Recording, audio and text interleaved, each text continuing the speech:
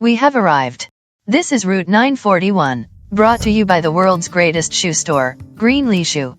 This is Dennis. Glad you're riding shotgun with me as we travel our region to find the best in local country music. Tomato Tomato is a force to be reckoned with. Husband and wife duo made up of John and Lisa McLaggan. They've traveled the world, they've released numerous albums, and they've all gathered much deserved respect and even awards. Tonight, I'm chatting with Lisa McLaggan from the duo. So, Tomato Tomato, where did the name come from? I wish I had a super cool story about that, but honestly, we were just starting to play around St. John quite a bit, and originally we were a jazz duo, and a lot of jazz duos just go by their names, so we were just the John and Lisa duo. And we started working a lot more, and we started kind of dipping a toe into the folky world, and we decided we needed a name, and we had it narrowed down to a few different choices. We were just sitting around with friends, and we were like, what do you guys think, this or that? And a buddy just said, I don't know, guys, it doesn't really matter, it's Tomato Tomato, you know, and we were like, perfect. So it just stuck, yeah. And can I say as well, the harmonies that you and John have are just magical. It's fantastic. Thank you so much for saying that. I can tell you that that's actually my favorite part of what we do.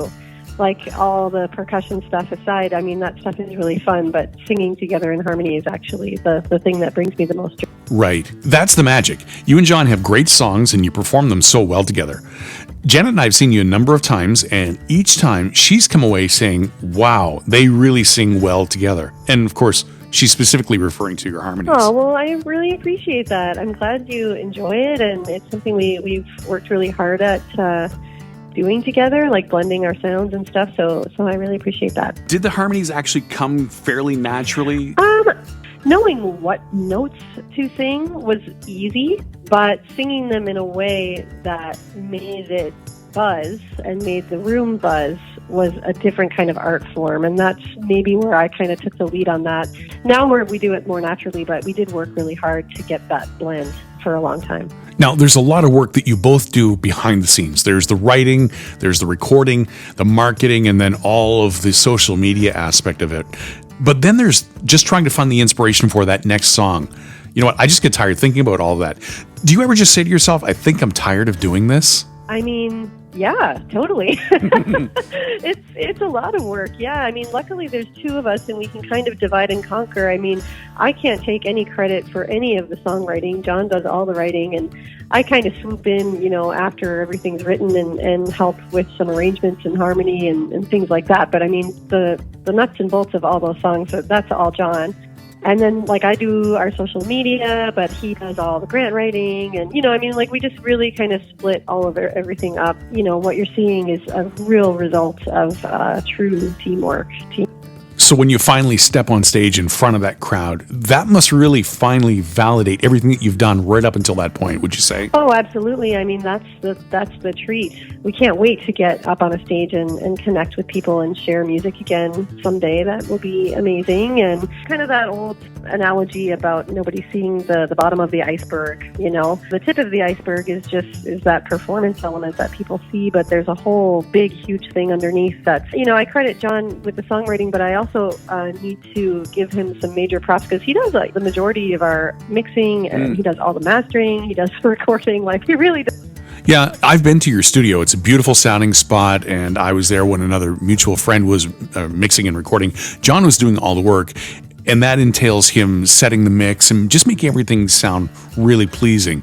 And he's so good at that. He is, yeah. It's funny. It's good that I'm the one getting to talk to you because he's really humble and would probably never mention any of this. But yeah, he does. He does. I have to say this as well. When you and John are on stage as Tomato Tomato, it's so much fun to watch. There is just so much chemistry between the two of you. Well, I mean, you know, we've been together for nearly 20 years, and, you know, just what you see is what you get. And if there's a little marital spat on stage, then everyone gets to witness it. So that's fine. Has that happened? Oh, my gosh. You know, just little jabs. Little comments. We'll pick this up later on. Oh, yeah. Now, your songs have taken you guys all over Canada, the UK, and Australia, which is incredible. Do you ever sit back with a sense of wonder at times, realizing that it's your hard work and your music that's brought you to these locations? Always. Yeah. As I say, we've been through a lot together, and I think, you know, gratitude is never lost on us. We're always very aware that we could never afford to go to all of these places if we were not playing music and working and everything to go see them. So we always try to enjoy the whole experience as much as we can. What would you say is your favorite song to perform together? I really enjoy, it's a song from our previous album, but I really always enjoy playing Kite Song. What would you say has been your favorite concert so far with Tomato Tomato? Oh gosh, that's really tough. I mean, playing here at the Imperial Theater at Christmas time with a full band and with our daughter on stage as a guest, I mean, that's really, really special. There's a hometown community there supporting us. I mean, I don't know if it gets much better than that, but, you know, at the same time, we've played like really small little house concerts with like 50 people where everyone wants to hug you at the end, and that's really special too, you know? You've just completed your last album, and over this past year where everyone has been working at home, you've also been working at home. So what have you and John been up to? You know, we were really quite focused on getting the record finished. We were working on that for quite a while, and John actually just launched a mastering business, and I've been teaching a bunch of music. You know, that's kind of our focus. We're just kind of settling into this different rhythm that we haven't ever really had, and it's, you know, it's kind of nice. We haven't been home for, like, this summer was our first summer home, the whole summer in years, and it was really lovely. Quite a nice change. Now, the song that we're going to play tonight is called It'll Come Around. Can you tell me a little bit about that song? Yes, it's kind of a pep talk to ourselves. I mean, that's really where that song is coming from and the perspective that it was written from. It's funny because we released it during this crazy time, but, you know, it's almost seemed oddly appropriate to be kind of saying like everything's going to be okay, you know. There's some really great imagery in the lyrics that he wrote. It's a pep talk song, and we wrote it originally for ourselves.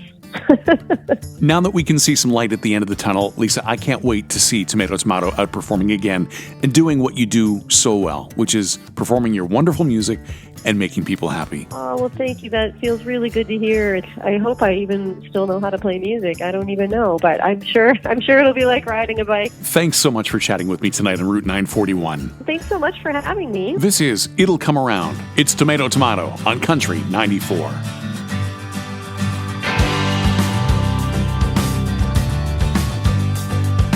Sitting at the counter, bowing our heads, praying over eggs.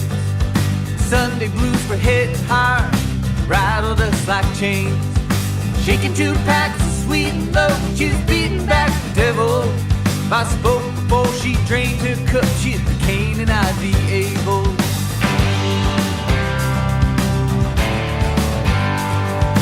We were green and the stakes were low, we never checked the weather. Laying in bed, constructing dreams, the wilder the better. Time slipped out when we hit snooze, never seen again. Now we're staring at an empty fridge, our wits have met their end, but it'll come around. It'll come around. It'll come around. It'll come around. Monday came like a karate chop across the back of my neck. Snuck into work an hour late, hid behind my desk. Back at home, she was drinking a beer just to take off the edge. Cutting lotto tickets into paper dolls, tearing off their heads, but it'll come around. It'll come around.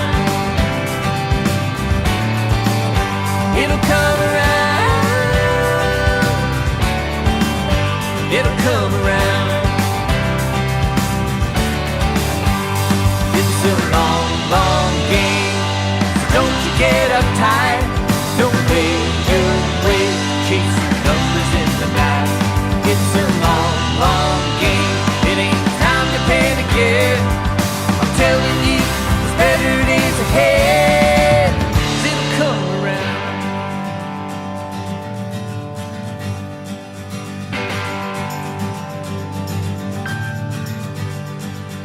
Summer evenings stretched like taps, we began to walk. Made wrong turns on purpose just to get a little lost. Found a park the world forgot, rides rusted in their tracks.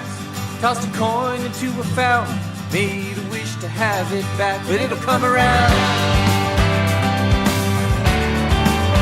It'll come around.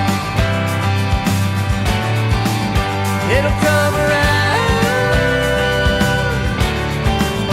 It'll come around.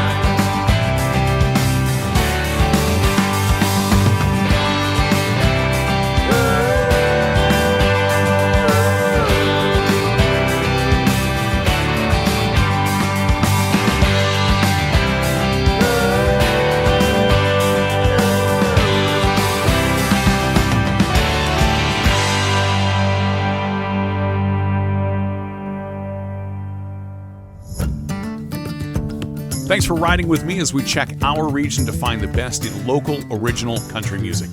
Come back again next week and I'll feature another artist. Route 941 is brought to you by the world's greatest shoe store, Greenlee Shoe and Country 94.